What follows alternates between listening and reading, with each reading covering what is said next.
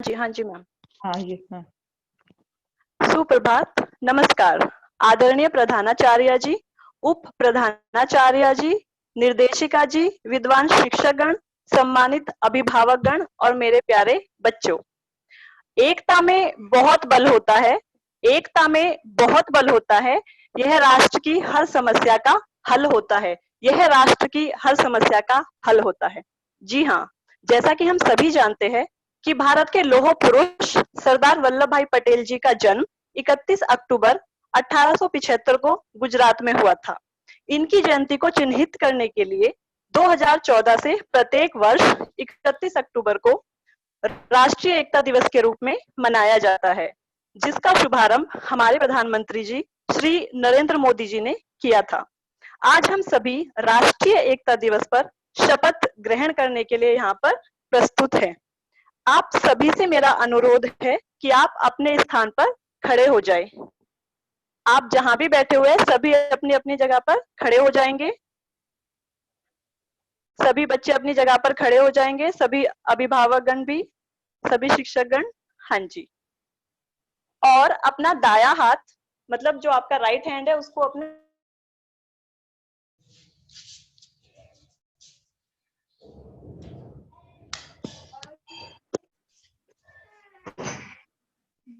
और जो भी शब्द मैं बोलूंगी मेरे बाद आपको उनको दोहराना है। तो मैं बोलूंगी मेरे बाद आपको दोहराना है। सीधे खड़े रहेंगे, अपना राइट हैंड अपने हार्ट पर रखेंगे और बेटा ओके मैम नहीं कहना है, जो मैम बोलेंगे उसको दोहराना है आपको, ठीक है? चलिए, सभी मेरे साथ बोलेंगे। मैं सत्यनिष्ठा से शपथ लेती हूँ। मैं सत्यनिष्ठा से शपथ लेती हूँ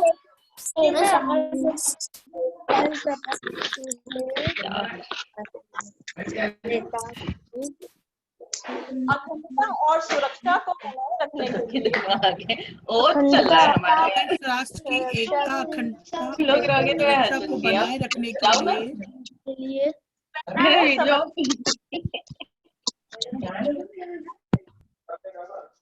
बनाए रखने के लिए स्वयं को समर्पित करूंगी। स्वयं को समर्पित करूंगी और अपने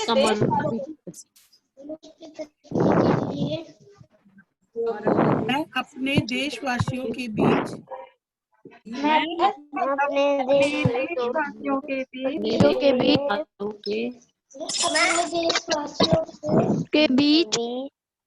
यह संदेश फैलाने का भी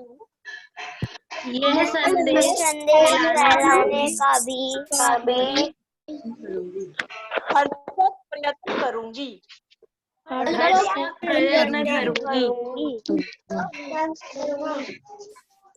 मैं यह शपथ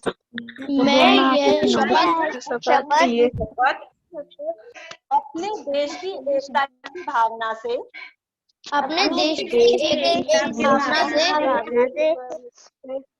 ले रही हूँ, जिसे सरदार वल्लभ भाई पटेल की दूरदर्शिता सरदार वल्लभ भाई पटेल की दूरदर्शिता एवं कार्यों द्वारा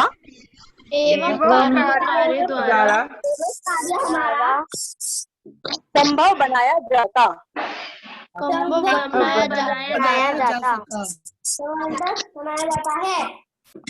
मैं अपने देश की आंतरिक सुरक्षा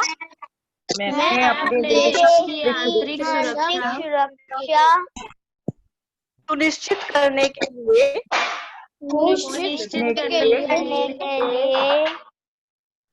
अपना योगदान करने का भी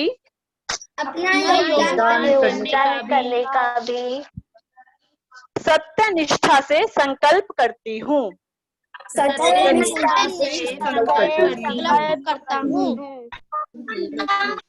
जय हिंद, जय भारत।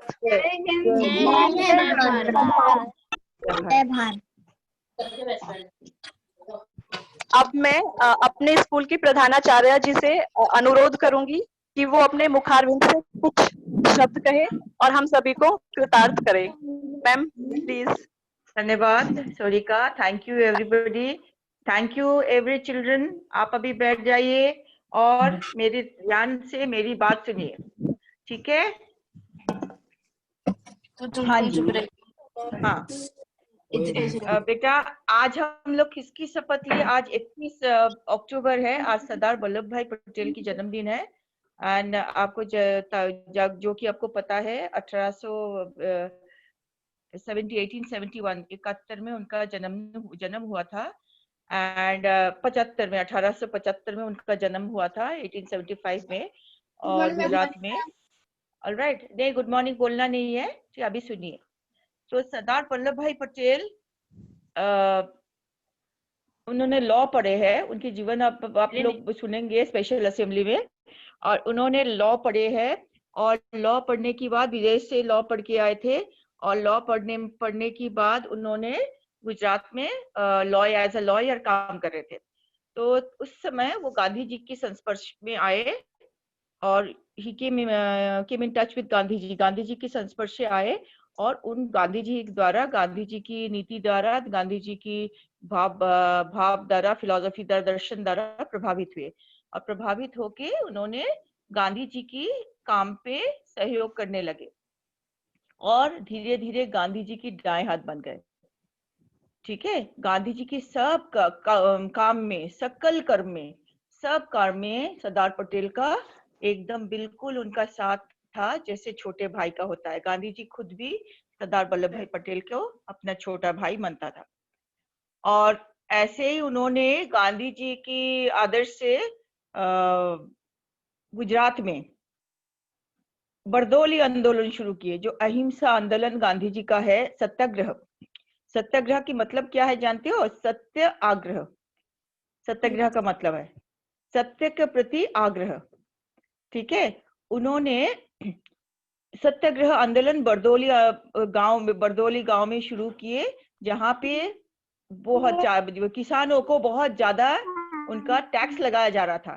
किसान की बहुत दुख था, किसान बहुत दुखी थे। कोई बात नहीं करेंगे, कहानी सुनेंगे। कोई बात नहीं करेंगे, कहानी सुनेंगे।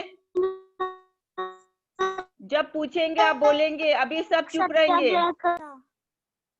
हाँ, आप चुप रहेंगे, जब मैं बोलूंगी तब आप सुनेंगे, ठीक है? अभी आप लोग चुप रह के कहानी सुनेंगे।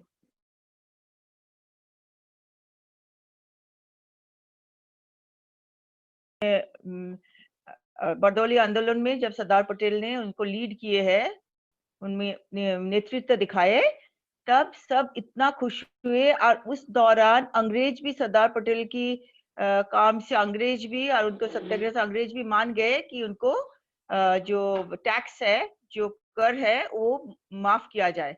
तो उनको कर माफ किया गया था। और लोगों ने बहुत, वहां की बरदौली की बहुत लोगों ने बहुत खुश हुए, और खुश होके उन्होंने सरदार वल्लभ भाई पटेल को सरदार खिताब दिए, टाइटल दिए सरदार। तब से उनको सरदार बोला जाता था। उन्होंने सरदार मतलब गुजराती में होता है प्रधान और लीडर, ठीक है? तब से वो सरदार थे।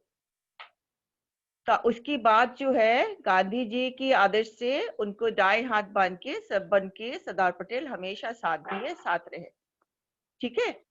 और उसके बाद सरदार वल्लभ भाई पटेल जब आजादी की लड़ाई लड़े, गांधी जी के साथ खड़े होके दोनों एक साथ आजादी की लड़ाई लड़े, और गांधी जी की सारे काम में उन्होंने एकदम गांधी जी की छोटे भाई होके खड़े रहे।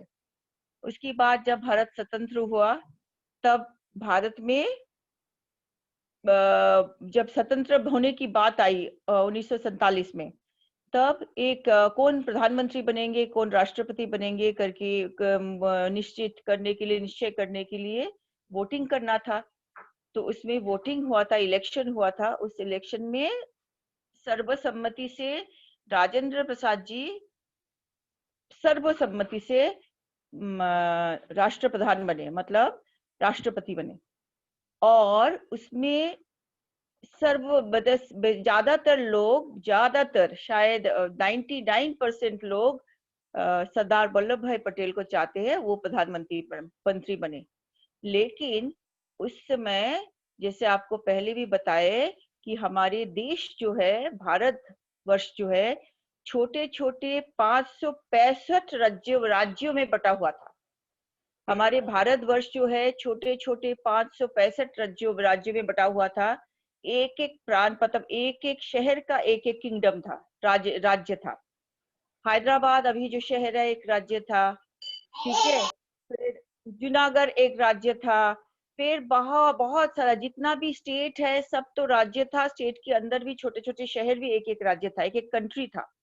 और उसमें एक एक नवाब या एक एक राजा होते थे।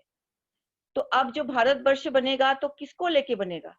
खाली दिल्ली को लेके और कलकत्ता को लेके? तो कलकत्ता तो बहुत दूर है दिल्ली से, तो इसको लेके तो भारतवर्ष बन नहीं सकता है। तो उसमें तो एक बड़ा भारतवर्ष बनना है ना, जो कश्मीर से कन्याकुमारी तक और गुजरात से लेके अरुणाचल प्रदेश तक है। इतना बड़ा भारतवर्ष कैसे बनाया जाए? तो सरदार वल्लभ भाई पटेल ने एक एक राजाओं के पास, एक एक निजामों के पास, एक एक जो नवाबों के पास जाके उनसे आग्रह किए, उनसे रिक्वेस्ट किए कि आप भारतवर्ष में एक साथ बन जाइए। इसी दौरान सब कंट्री ने 565 में 560 कंट्री ने एक साथ भारतवर्ष बना लिए, जोड़ लिए। ऑलराइट। लेकिन कुछ कंट्री था, कुछ देश था, कुछ स्टेट था, कुछ प्रिंसली स्टेट था, जैसे कि मैं बोली हूँ जूनागढ़ गुजरात में, आंध्र में, साउथ में हैदराबाद और उत्तर में कश्मीर। तो ये जो स्टेट था, इन्होंने भारत में जोग देने के लिए इनकार कर दिए और सरदार वल्लभ भाई पटेल को फिर आर्मी भेजना पड़ा और इंडियन आर्मी जाके उनको एनेक्स किए, मतलब उनको साथ लाए और उनको एकत्रित किए। ऐसे करके सरदार वल्लभ भाई पटेल एक यूनिफाइड, मतलब एकीकरण, एक भारत बनाए और हम सब एक है, हमारा एक देश है, भारत भूमि, भारतवर्ष। चाहे हम बंगाली है, चाहे हम पंजाबी है, चाहे हम राजपूत है, चाहे हम गुजराती है, चाहे मद्रासी है, सब हम लोग एक है। हम लोग क्या है? हम लोग भारतवर्ष की नागरिक है, हम भारतीय है। ठीक है, हमारा एक पहचान, हमारा एक देश। ये जो काम किए थे सरदार वल्लभ भाई पटेल ने किए थे। इसीलिए सरदार वल्लभ भाई पटेल गांधी जी की कहने पे अपना प्रधानमंत्री पद जो है नेहरू जी को दे दिए थे और नेहरू जी हमारा प्रधानमंत्री, पहला प्रधानमंत्री बने और सरदार वल्लभ भाई पटेल ने फर्स्ट डेप्यूटी प्राइम मिनिस्टर बने, उप प्रधानमंत्री बने और होम मिनिस्टर बने, गृह मंत्री बने। और उन्होंने गृह मंत्री होते हुए सारे भारत का एकत्रीकरण किए, एक साथ जोड़े हैं। इसके लिए सरदार वल्लभ भाई पटेल को लौह पुरुष बोला जाता था। इनको दृढ़ता, इनको निश्चित जो दृढ़ता थे, उनके लिए सरदार वल्लभ भाई पटेल को लौह पुरुष बोला जाता था। ठीक है। और फिर जब मोदी जी का गवर्नमेंट आया तो मोदी जी का गवर्नमेंट मोदी जी सरदार वल्लभ भाई पटेल का इतना महान कर्म किए, सबसे बड़ा कर्म किए, तो इसीलिए सरदार पटेल का, वल्लभ भाई पटेल जी का सबसे बड़ा मूर्ति हम क्यों ना बनाए, दुनिया की सबसे बड़ा मूर्ति बनाए। तो उन्होंने गुजरात में सरदार सरोवर डैम की सम्मुख में, सामने, कहाँ पे सरदार सरोवर डैम है? वडोदरा में। पहले बड़ौदा बोला जाता था, वडोदरा। वडोदरा में सरदार सरोवर डैम की सम्मुख पे सामने एक बहुत बड़ा सरदार पटेल की मूर्ति बनाए। ऑलराइट। और वो दुनिया की सबसे बड़ा मूर्ति है। Yes ma'am. ठीक है। और वो जो मूर्ति है वो दूर दूर से लोग देख सकते हैं, वडोदरा की सारे लोग देख सकते, इतना बड़ा मूर्ति है उन्होंने बनाए। ठीक है। उस मूर्ति को कहते हैं जी स्टैच्यू ऑफ यूनिटी, उसको कहते हैं स्टैच्यू ऑफ यूनिटी। और एकीकरण की मूर्ति, मतलब उन्होंने पूरा भारत को एकीकरण किए, यूनिफाई किए, इसीलिए उनको जो है इसकी श्रेय देते हुए मूर्ति बनाया गया। तो हमारी कर्तव्य है, हम सारे लोग अपना जात पात धर्म जो भी है, जिसका जो भी धर्म है, जिसका जो भी जात है, ठीक है, कोई गुज्जर है, कोई ब्राह्मण है, कोई जाट है, कोई पंजाबी है, कोई बंगाली है, कोई कायस्थ है, कोई और भी क्षत्रिय है, तो सब भूल के हम क्या याद रखेंगे? हम एक है और हम क्या है? हम एक है, हम भारतीय है। हम कौन है? हम भारतीय है। और जो हमारी जात पात, जो हमारा धर्म है, वो हमारी घर के अंदर की बात है, वो हमारा अपनापन है। जैसे हम घर में खाना खाते हैं, जैसे हम घर में रहते हैं, वैसे हमारा जो व्यक्तित्व है, हमारे जो व्यक्तिगत परिचय है, वो हमारा घर की बाहर हम क्या है? हम लोग एक है, हम भारतीय है। याद रखेंगे ना? हम एक है, हम भारतीय है।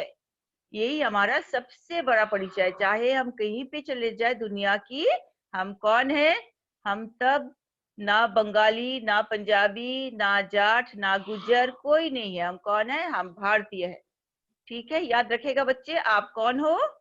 आप हो इंडियन, भारतीय। भारतीय ओके, इंडियन भारतीय Indian. I am an Indian. ठीक है, I am an Indian. I am proud to be an Indian. के नाते गर्वित हूँ। मैं भारतीय हूँ। मैं भारतीय होने के नाते गर्वित हूँ। और हम सब लोग क्या है? एक है। एक देश की वासी है। उसको रक्षा करना, सुरक्षा करना, उसको यूनिफाइड रखना हमारे कर्तव्य है। ठीक है बच्चे, याद रहेगा ना? Thank you everyone for joining. सबको मेरा बहुत बहुत नमस्ते।